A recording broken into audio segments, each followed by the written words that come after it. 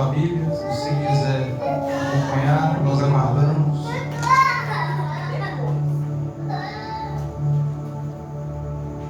O título da minha versão, aqui em James Fiel 1611, é A Verdade vos libertará. Então dizia Jesus aos judeus que nele creram: se vós permaneceres na minha palavra,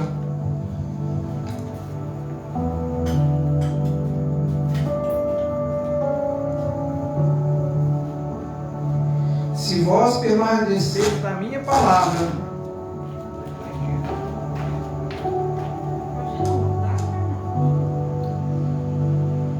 vou repetir, irmão, o som está com uma interferência aqui. Então dizia Jesus aos judeus que nele creram: se vós permaneceres na minha palavra, verdadeiramente sois meus discípulos, e conhecereis a verdade, e a verdade vos libertará. E eles responderam: nós somos a semente de Abraão, e nunca fomos escravos de nenhum homem. Como dizes tu, sereis feitos livres? Respondeu-lhes Jesus: na verdade eu vos digo, todo aquele que comete pecado é servo do pecado. E o servo não permanece para sempre na casa, mas o filho permanece para sempre. Se, pois, o filho vos libertar, verdadeiramente sereis livres. Eu sei que sois semente de Abraão, contudo procurais matar-me, porque a minha palavra não encontra lugar em vós. Eu falo do que eu vi com meu pai, e vós fazeis o que viste com vosso pai. Até aqui. Pai, te agradecemos por mais um dia, pela oportunidade, Senhor, de estarmos para te adorar, para te bendizer. Pai, que a tua palavra venha fazer morada em nosso coração, aplica o teu ensino, a tua revelação. Pai, seja conosco, Pai, nesta noite, em nome de Jesus Cristo. Amém.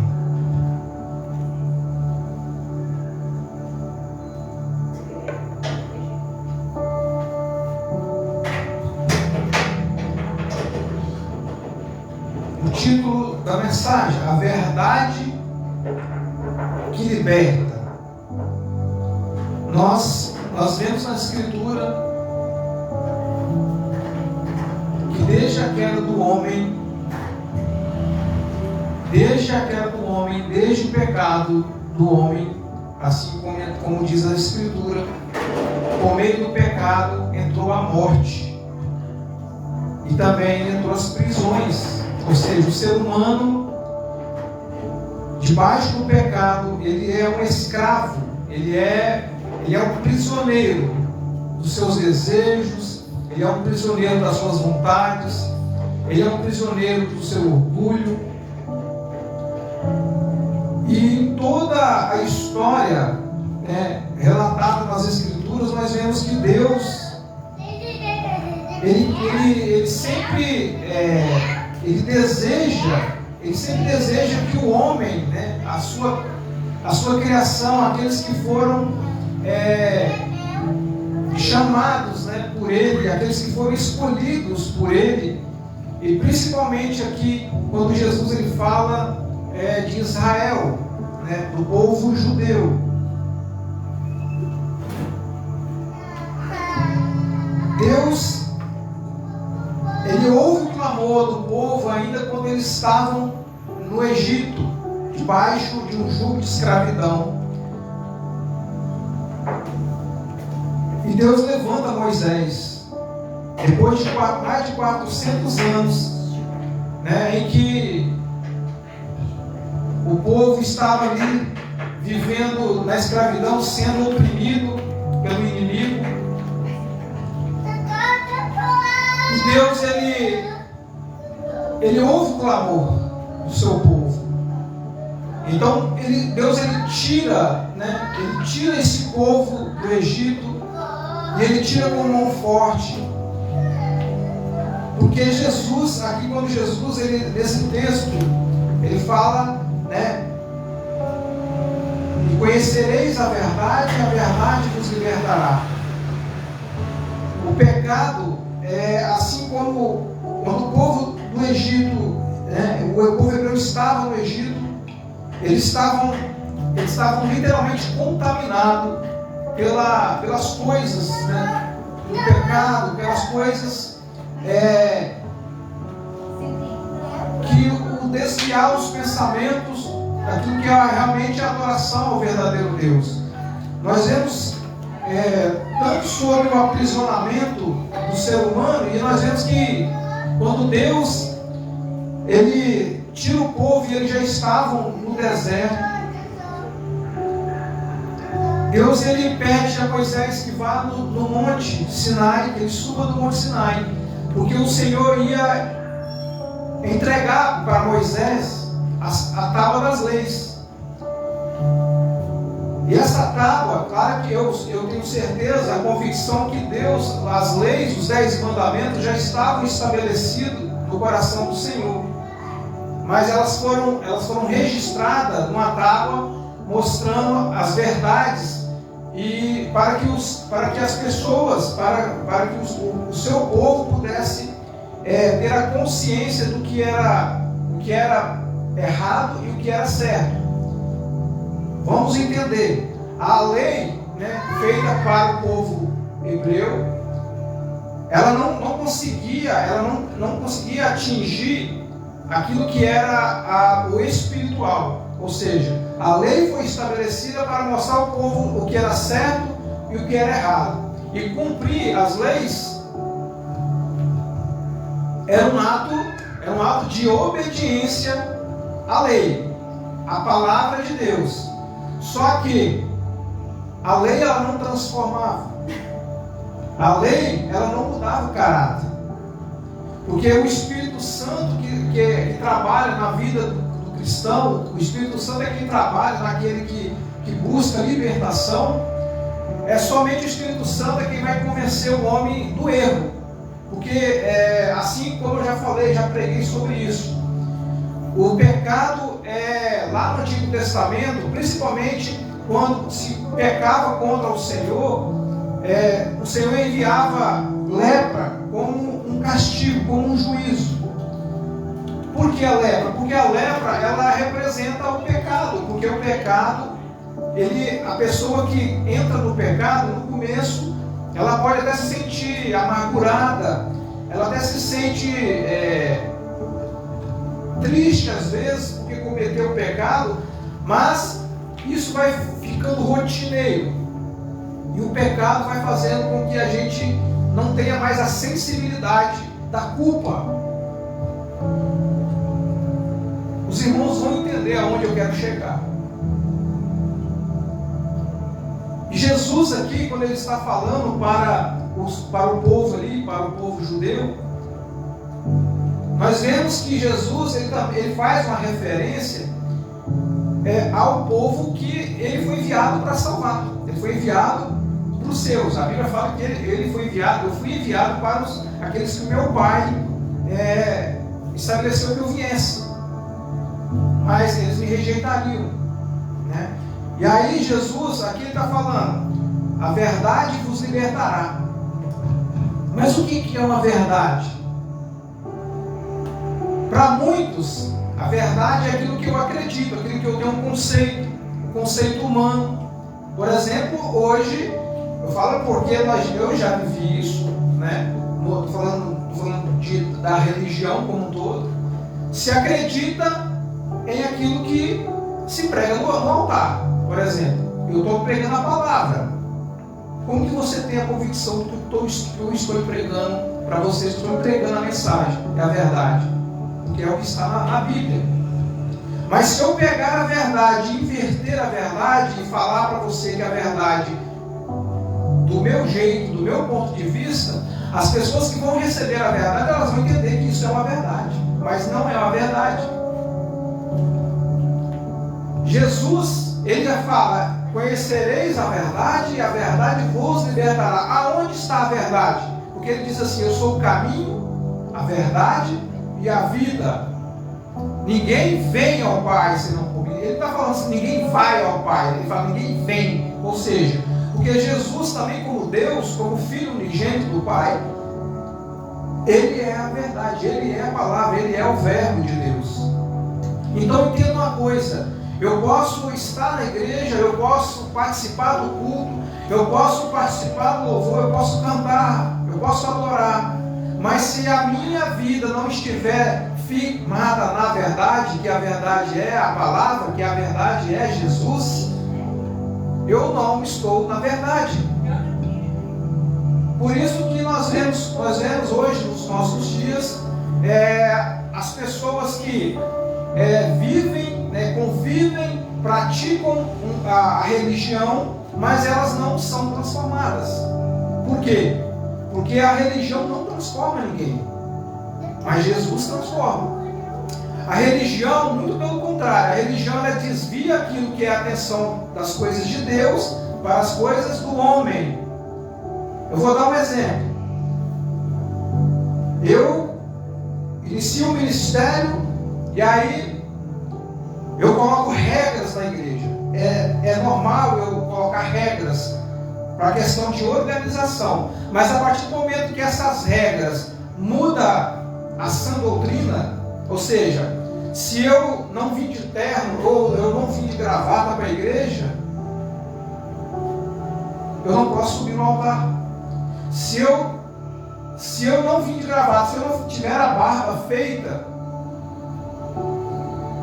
eu estou em pecado, eu estou desobedecendo a Deus. Vamos supor, isso é doutrina?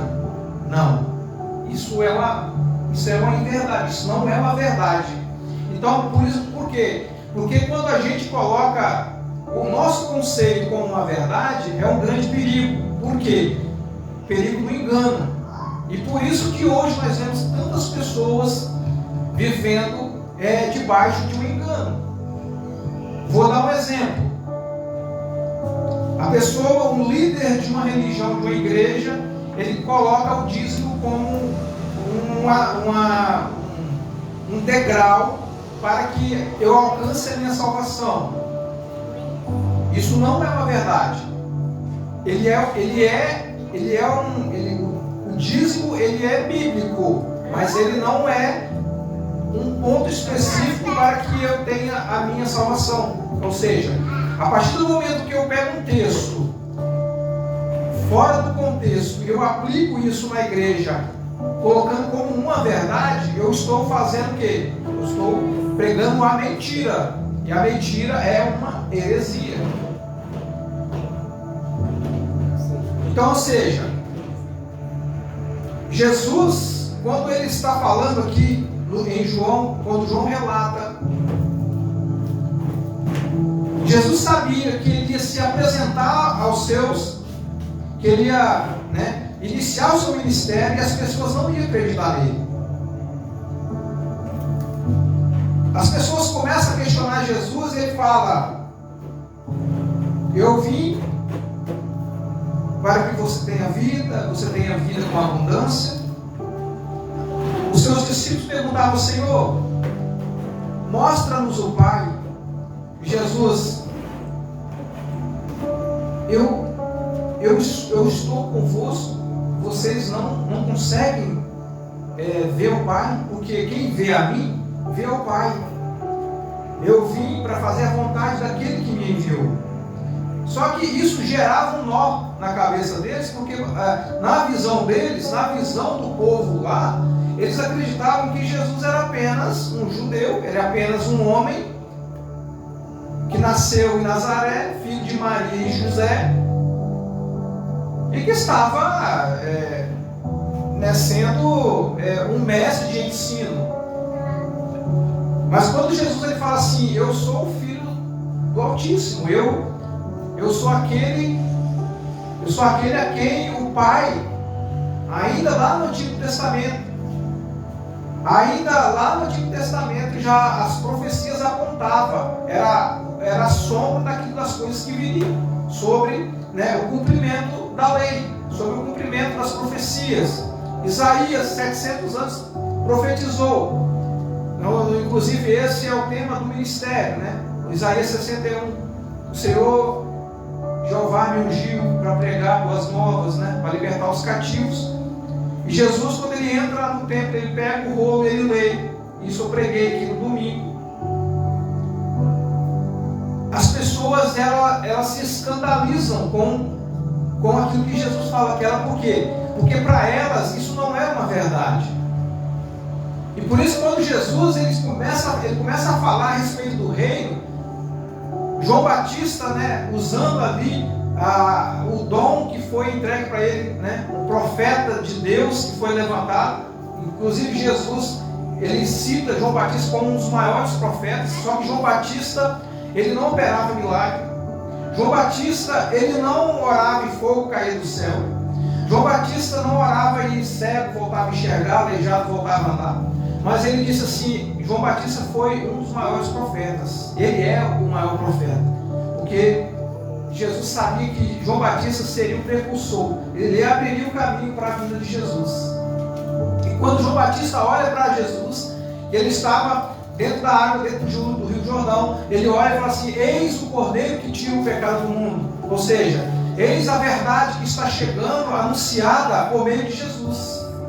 Ele é a verdade, ele é o verbo vivo de Deus.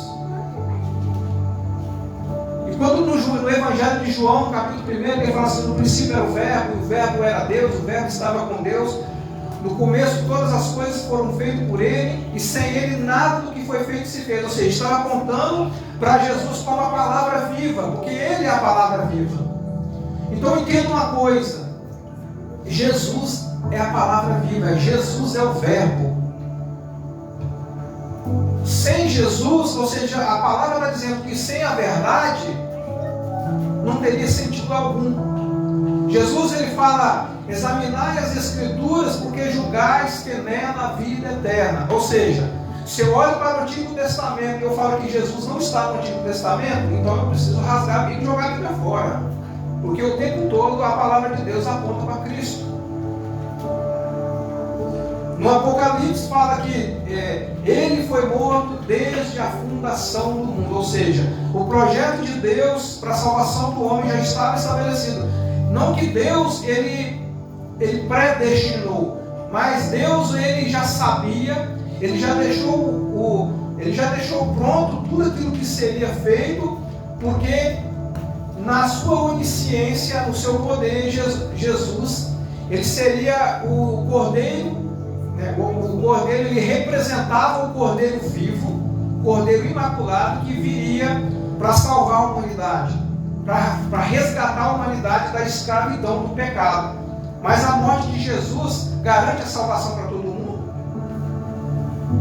Garante a partir do momento que eu aceito, eu recebo Ele como meu único e suficiente Salvador. Então, ou seja, Jesus ele morreu por todos, mas aqueles que não aceitarem Ele, infelizmente não vão alcançar a misericórdia. Isso é tão claro porque Jesus ele é representado na palavra como a serpente que foi levantada no deserto. Inclusive está escrito na palavra que assim como a serpente de bronze foi levantada no deserto, Jesus seria levantado no madeiro, para que todo aquele que olhasse para ele seria a salvação.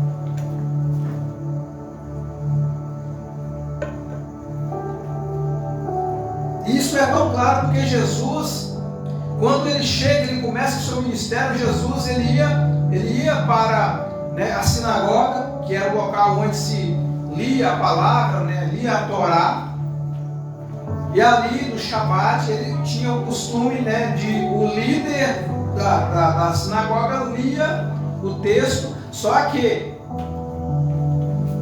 a gente vê que hoje, por exemplo, eu estou aqui pregando. O costume nosso é que quando eu leio a palavra, as pessoas se coloquem de pé. Lá no Antigo Testamento, lá nos tempos bíblicos, no costume judaico, o pregador ele se colocava de pé, ele lia, mas na hora de ensinar ele sentava. Porque quando se ensinava e sentava, é porque aquilo que ele estava fazendo era algo importante. Ou seja, eu estou pregando aqui, o nosso costume aqui do Ocidente é que o pregador fique de pé. E eu estou de pé pregando, anunciando. Então, isso não quer dizer que o que eu estou pregando não é verdade. Mas o costume lá era que aquele que estava como líder, aquele que estava no ensino, eles liam, ele levantava, lia a Torá, e no momento de ensinar, na hora que ele ia explicar a palavra, ele sentava, porque isso representava que aquilo que ele ia falar era algo importante. E por isso nós vemos que Jesus, todas as vezes que Jesus ia falar algo que era muito importante, que era para frisar para alguém, ele dizia: na verdade, te digo. Então, ou seja, ou quando ele dizia assim, Joyce, quando ele repetia o nome 2 vezes, ele ia tratar com você. Quando Jesus ele repetiu o nome da pessoa com quem ele ia conversar 2 vezes, ele estava tratando com alguma área da vida dela. E Jesus, por ser a verdade, quando o nosso coração, a nossa vida, ela está firmada na verdade que é Jesus Cristo, nós sabemos, nós entendemos, nós compreendemos aquilo que Ele nos chamou para fazer. Nós entendemos que aquele velho homem, aquela natureza de pecado que um dia eu vivia, eu não posso mais viver agora porque eu estou na verdade. Porque a palavra diz assim, que um dia nós éramos treva, nós não estávamos em treva, porque nós éramos trevas. Porque Jesus, a palavra fala que Jesus é o sol da justiça, Ele é a luz do mundo. Ou seja, se eu tenho Jesus na minha vida, se eu tenho Jesus em mim, eu não posso ser treva, eu tenho que ser luz. Eu vou dar um exemplo claro do que é a verdade aqui, qual Jesus está falando. Saulo era um perseguidor da igreja. Ele era um fariseu, hebreu, da tribo de Benjamim. Ele se colocava como um líder, ele era um doutor da lei. Só que, aos olhos dele, ao conhecimento, ele entendia que tudo que ele fazia era uma verdade. Ou seja, ele é cumpridor da lei. Para você se achegar até uma sinagoga, você não poderia ser um gentil, você não entrava, você teria que ser um judeu. E se você fosse um estrangeiro, você precisava passar pela circuncisão, que era, se retirava o prepúcio, principalmente, no caso, os homens, né?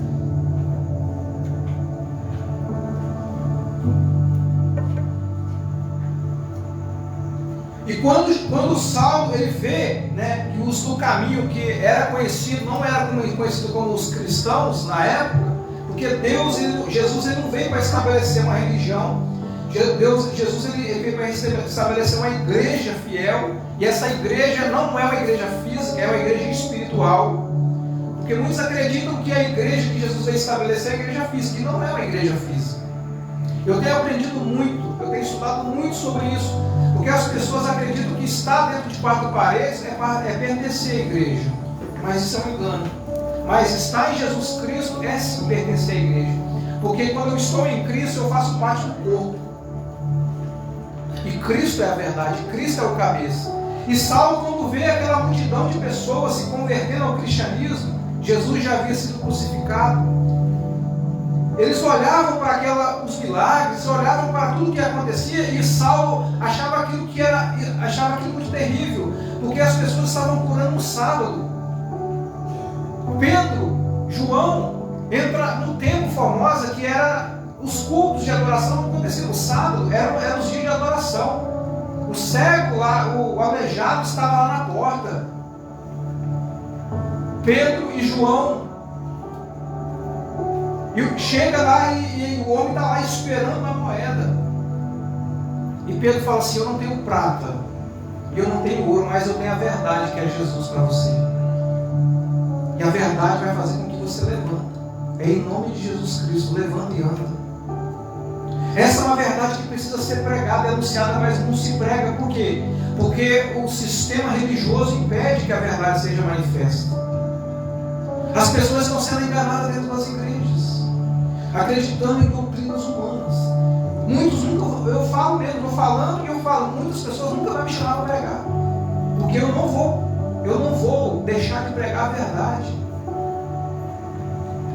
Deus me levantou para pregar a verdade. Deus me levantou para confrontar o pecado. É por isso que eu falo, aqueles que querem pertencer a esse ministério, estou falando que a igreja não é minha, a igreja é do Senhor. Mas aqueles que querem pertencer a esse ministério vão ouvir a verdade, vão ser confrontados. Todos nós somos pecadores, e a palavra primeiro, ela corta em mim, para que eu possa transmitir para a igreja. E Saulo olha e vê que os homens que estavam operando cura, olhavam para Pedro. Pedro era um indouto, Pedro era pescador, ele era um homem que falava zóis, unhas, orelha. E na primeira pregação de Pedro, 3.000 pessoas se converteram, porque a verdade estava sendo anunciada, por meio do poder do Espírito Santo. Porque Jesus, quando antes de subir, ele assopra sobre ele o Espírito Santo. Recebei o Espírito Santo da graça. Mas não saia de Jerusalém até que do alto sejais revestido de poder. Na primeira pregação de Pedro, 3.000 pessoas foram salvas e 3.000 pessoas foram batizadas nas águas. Porque isso até hoje é uma prova, é um elemento que Jesus deixou para nós. Porque Jesus, ele não precisava ser batizado, porque ele não tinha pecado. Mas era necessário que Jesus cumprisse ali, para que ele mostrasse, desse um exemplo para aqueles que viriam depois. Ou seja, quando Jesus ele vai para o deserto após ser batizado nas águas, a Bíblia não fala que Jesus fala assim, agora eu vou lá para o deserto, e agora eu vou sofrer um pouquinho. Não. A Bíblia fala que Jesus ele foi levado pelo Espírito. Foi o Espírito que levou ele. Ou seja, é como se Deus estivesse falando, olha, você vai ser provado. Porque também lá você vai ser tentado. Lá você vai ser tentado. Você vai ser... O inimigo vai te tentar. E ele vai tentar te induzir a inverter aquilo que é a verdade. E realmente aconteceu. Porque o inimigo, o reino das trevas, Satanás, ele pega a Bíblia e ele conhece as Escrituras. Ele sabe. E ele sabe até muito mais do que alguns cristãos aí. Ele conhece cada versículo. Porque ele usou a própria palavra de Deus para tentar induzir Jesus a cometer um erro, a desistir do projeto que ele veio para fazer. E Saulo vê Pedro curando. E aí se estabelece, o que se estabelece hoje? Para você ser batizado, você tem que fazer um curso. Você chegou aqui, né? E aí você quer aceitar Jesus, o Espírito Santo tocou em você, você se arrependeu dos seus pecados, mas para você descer as águas, você tem que fazer um curso primeiro, para você entender, né? Você precisa aprender o que é isso. Pedro fez curso lá para as pessoas, para as 3.000 pessoas. Pedro separou quem estava em adultério. Pedro separou quem estava no vício, na prostituição. Não, você não, você fica aqui, você tem que fazer um curso primeiro. Não. A Bíblia fala que no mesmo dia 3.000 pessoas desceram as águas, 3.000 pessoas foram batizadas. E aí muitas vezes nós vemos que a igreja está limitando. A igreja está limitando. A liderança, muitas lideranças estão limitando a manifestação do poder de Deus, colocando como se Deus fosse trabalhar dentro das 4 linhas que nós estabelecemos. Nós vamos riscar 4 linhas e Deus vai trabalhar dessa forma. Mas o Senhor Jesus disse assim: conhecereis a verdade vos libertará. Porque muitos até podem ler a Bíblia, né? Carregam a Bíblia debaixo do braço, pregam a Bíblia, mas assim como está em Apocalipse, você precisa receber a palavra, você precisa guardar a palavra e você precisa praticar a verdade. Então não adianta se eu leio a Bíblia, eu ouço a palavra, mas eu não pratico. Se eu ouço a verdade, se eu até guardo a mensagem, mas eu não pratico, está faltando alguma coisa. Está faltando alguma coisa em mim. Estevão era um diácono. Estevão não tinha um título. E hoje as pessoas estão buscando título. Eu quero um título, eu quero aparecer. Estevão foi apedrejado, Estevão viu a glória. A palavra fala que Estevão viu Jesus à destra do Pai. Nós vemos dos diáconos que foram levantados, Filipe estava fazendo milagres e prodígios. Ele estava curando, ele estava libertando. E aí o Espírito Santo fala: melhor vai para um lugar assim, assim, que lá vai ter uma pessoa assim, assim. Agora você entenda, quando Deus ele quer trabalhar na vida, quando Deus ele quer trabalhar na vida do ímpio, na vida do gentil, daquele que está desviado, daquele que não entendeu ainda, Deus ele vai tirar você dos holofotes, lá da onde você está no meio, onde você está operando milagre, cura, e vai te levar, você vai porque tem uma pessoa lá precisando de você. E quando o eunuco ele está lendo lá um livro, lá a Bíblia, ele falou assim: eu estou lendo aqui, mas eu não estou entendendo. E aí Filipe ele começa a pregar para ele, ele olha e explica o texto para ele, e ele diz assim: o que eu preciso fazer para que eu seja batizado? O que me impede agora de ser batizado? Ele falou: nada te impede, basta que você creia em Jesus Cristo, que você confesse o nome dele, porque essa verdade ela tem capacidade de transformar a vida, tem capacidade de mudar o cenário, tem capacidade de libertar o homem da escravidão do pecado, tem capacidade de livrar o homem da depressão, da ansiedade. A verdade cura câncer. A verdade levanta defunto.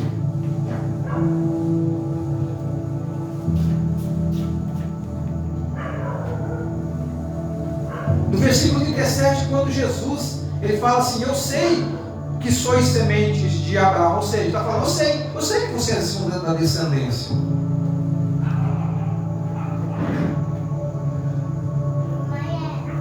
Contudo procurais matar-me, ou seja, eu também sou judeu, porque a minha palavra não encontra lugar em vós, ou seja, vocês não têm espaço para a palavra. Jesus ele fala isso aqui para a igreja de Laodiceia: eis que estou à porta e bato, se alguém ouvir a minha voz, se abrir a porta, eu entrarei e cearei com ele e ele comigo. Ou seja, eu fico muito triste porque a gente vê, as pessoas acham que abrir igreja é somente colocar uma placa do lado de fora, botar um monte de mesa, um monte de cadeira, colocar um altar e achar que está levando a verdade, anunciando a palavra de Deus, mas não conhece a verdade, a revelação, a profundidade na palavra, o entendimento. As pessoas não foram libertas, as pessoas precisam ser libertas, porque todos nós precisamos passar por libertação. Mas quando Saulo ele vê Estevão, ele vê Filipe, esses homens estavam operando milagres, ele vai até aos principais da sinagoga e ele pede cartas, que era autorização. E Saulo, por ter dupla nacionalidade, ele transitava, ele circulava pela região, ele entrava de cidade em cidade, ele ia em Roma, porque ele tinha cidadania romana.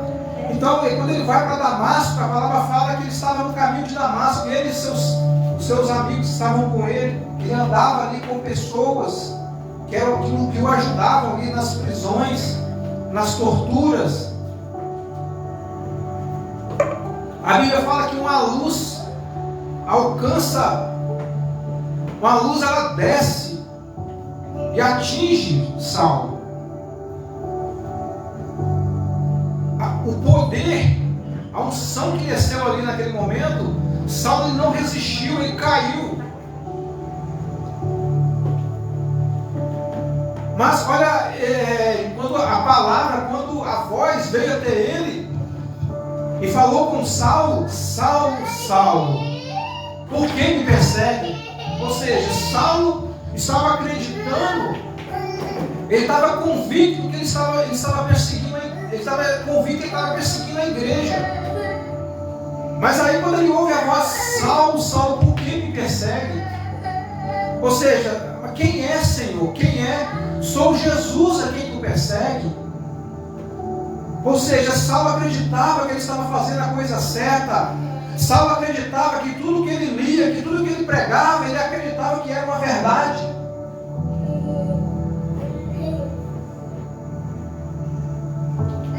E aí Jesus fala para ele: duro é para ti recalcitrar contra os aguilhões. Ou seja, Saulo, você está chutando ponta de lança, porque você está me perseguindo, Saulo.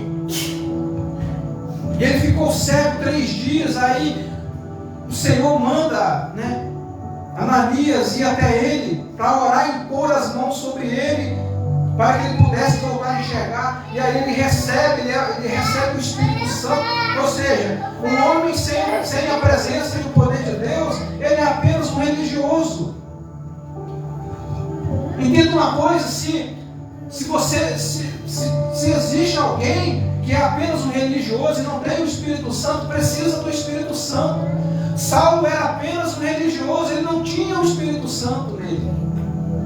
E foi necessário que Ananias impôsse a mão sobre ele. Com muito medo, Ananias foi: Senhor, mas esse homem persegue a igreja. Ele é um fariseu, ele é um líder fariseu. E Deus falou para ele: vai, Ananias, porque ele é um escolhido meu. Mas entenda, Ananias, ele vai sofrer pelo Evangelho. Ele vai sofrer para levar a minha palavra. E Ananias impõe a mão sobre ele.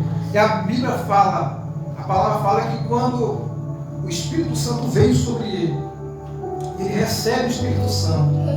Ele é batizado no Espírito Santo. A Bíblia fala que as escamas dos olhos caem dele.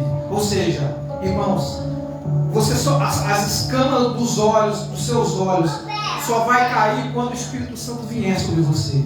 Quando você receber o Espírito Santo. Porque enquanto você não recebeu o Espírito Santo, a verdade não te liberta. Porque a verdade que você está seguindo não é a verdade. Porque Jesus diz: conhecereis a verdade, e a verdade vos libertará. Ele diz assim: eu sou o caminho, eu sou a verdade, e eu sou a vida.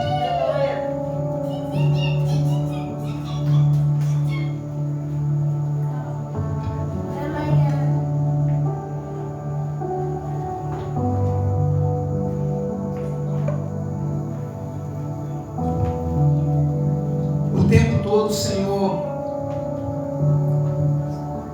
eu não sei porquê, mas todas as vezes que eu tento ministrar uma palavra, eu peço ao Senhor: o Senhor me dê uma direção, para que o Senhor me dê uma palavra para me trazer para a igreja.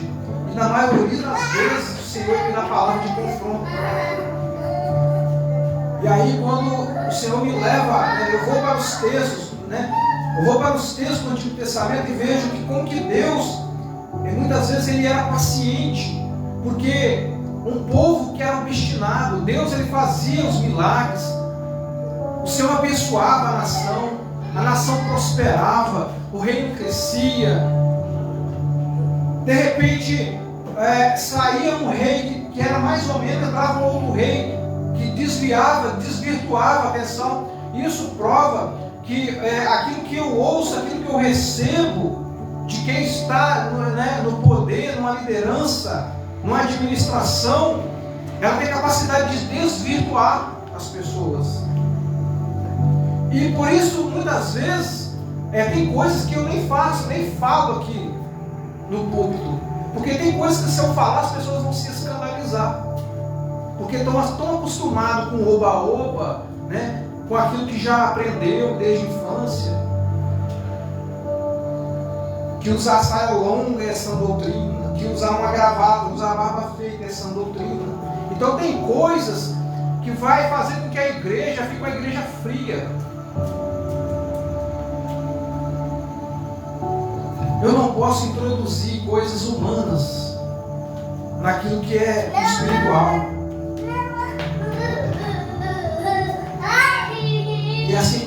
palavra, o Senhor está buscando adoradores que o adorem em espírito e em verdade. Em espírito e em verdade. Olha só que coisa. O Senhor, Ele busca adoradores que o adoram em espírito e em verdade. Ou seja, eu preciso adorar, mas eu preciso entender que a minha adoração, ela é direcionada para a verdade. Porque a verdade é Jesus Cristo. Eu sou o caminho, a verdade e a vida. Ninguém vem ao Pai, senão por mim.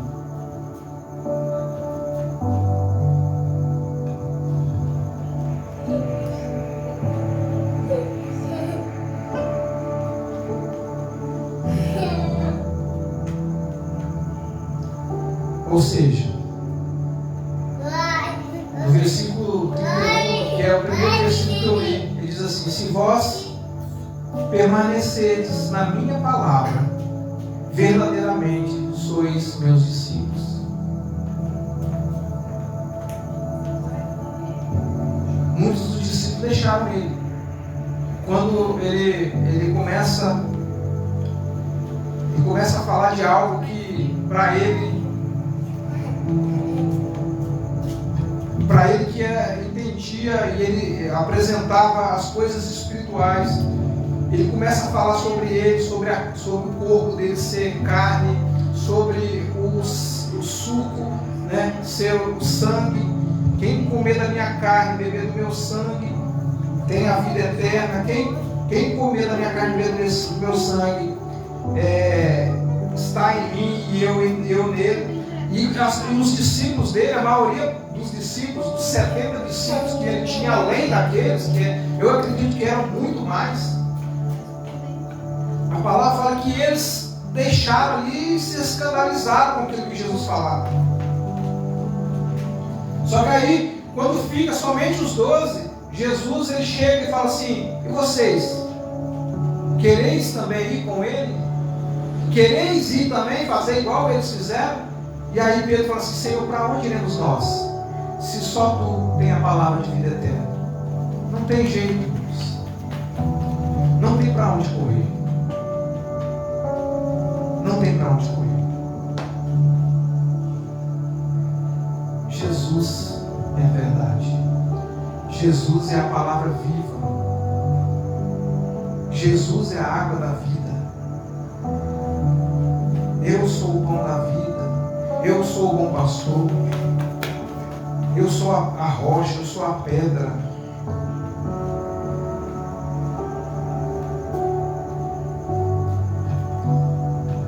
Que essa mensagem eu tenha falado com você.